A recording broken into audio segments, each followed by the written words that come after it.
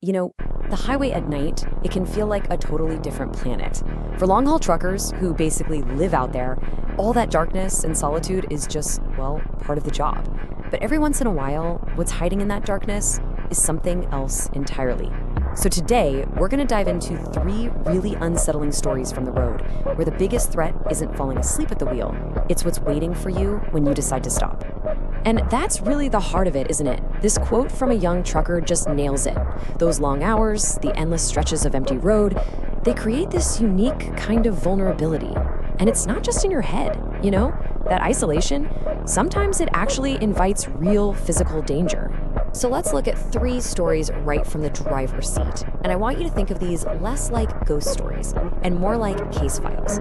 These are chilling, real-world examples of what can go down when that loneliness of the job gets interrupted in the worst way possible. All right, our first case file. This one takes us out to the Mojave Desert in California. We've got a trucker, 15 years on the job, doing an overnight haul.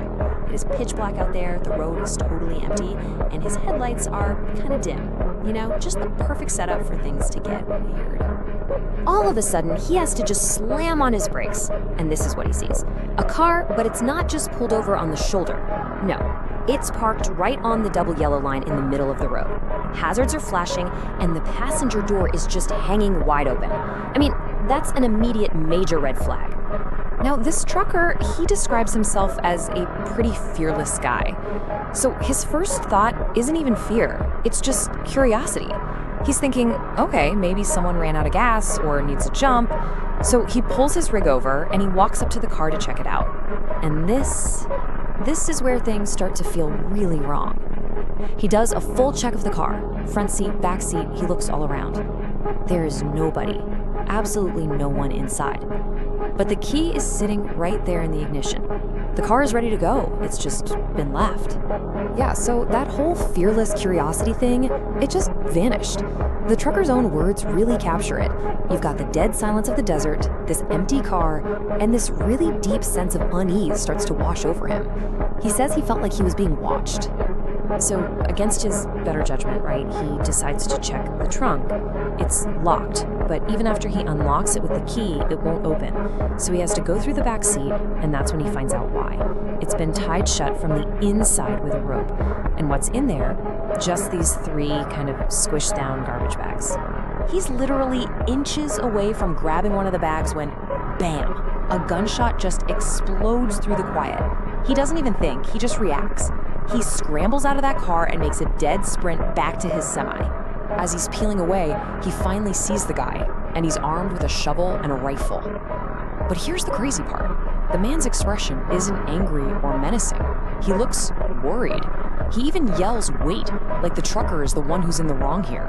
In this final, just bizarre twist, the guy gets in the abandoned car and chases the semi for a full 15 minutes before cops finally show up. Okay, so our next case file, this one moves the threat from the side of the road to right inside the cab itself. And this story is about a rookie trucker only 3 months into the job who found out the hard way that sometimes the real danger is the stuff you never see coming. So this driver is deep into a 12-hour haul. He's totally exhausted, running on fumes, and he's out of energy drinks. He pulls into the very first stop he sees, which turns out to be this super creepy abandoned gas station somewhere in Ohio. He tries the door to the little convenience store and, it just swings right open into total darkness. Inside, he sees this faint glow coming from a back room. He follows it and he finds a refrigerator that's plugged in and humming, but it's completely gutted on the inside. Like no shelves, nothing. Just weird. As he's leaving, he hears this clatter from the main room, but when he looks, nobody's there. So he gets back on the highway, feeling a little more awake.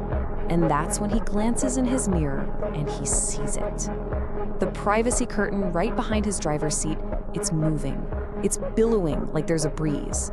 But his AC is off, the windows are rolled up, and that's when that ice-cold realization hits him. He is not alone in the truck. I mean, what do you even do? You know there are people hiding literally inches behind your head, but you can't let them know that you know. For 20 of the most stressful minutes of his life, he just drives, white-knuckling the wheel, jumping at every shadow, just waiting for a hand to grab his shoulder. He finally pulls right up to a police station, bails out of the cab, and in seconds, his truck is surrounded by cops. So the police pull out 3 people, 2 guys and a woman, wrapped up in what the driver called nasty-looking blankets. One of the men is carrying 2 switchblades, and they never say a single word. They just stare him down, totally menacing, as the cops are cuffing them. Turns out they had snuck into his cab while he was checking out that creepy store. For our final case file, we're looking at something totally different. This wasn't just a random crime of opportunity or somebody sneaking in. No, this was a trap. A carefully designed trap that was meant to prey on a driver's exhaustion and his basic human decency. So, a trucker named Kevin is desperately fighting to stay awake. There's nowhere to pull over, just dark woods on both sides of the road. And then he sees something strange, a little purple dress just lying in the road. Weird, right? A couple hundred yards later, a pair of shoes. Now he's starting to get worried. And then he sees a whole pile of little kids' clothing. And that's it. He knows he has to stop. He gets out of the truck to look at the clothes. And as he's standing there in the cold night air, he hears a twig snap in the woods to his left. He freezes. About 30 seconds later, he hears another crunch, but this time it's from the woods on his right. Oh no, he's been flanked. Every instinct in his body is screaming at him to get back in the truck now. He sprints back to the cab, but just as he's about to slam the door shut, he hears a child's scream tear through the night, and he just freezes. I mean, can you imagine? He's caught in this impossible choice.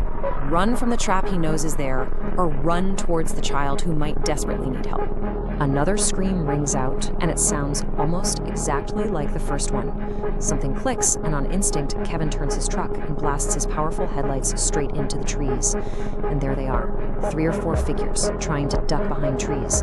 And one of them is holding a massive speaker. The scream wasn't real, it was all bait. Wow. So, after all that, what do we take away from these 3 absolutely harrowing stories? They're way more than just scary campfire tales.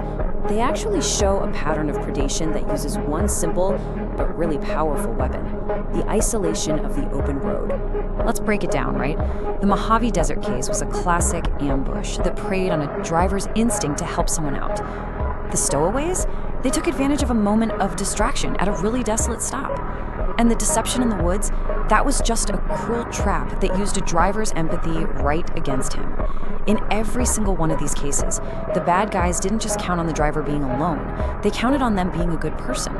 You know, these stories are a pretty stark reminder that all the stuff we rely on travels through a world that most of us just never get to see.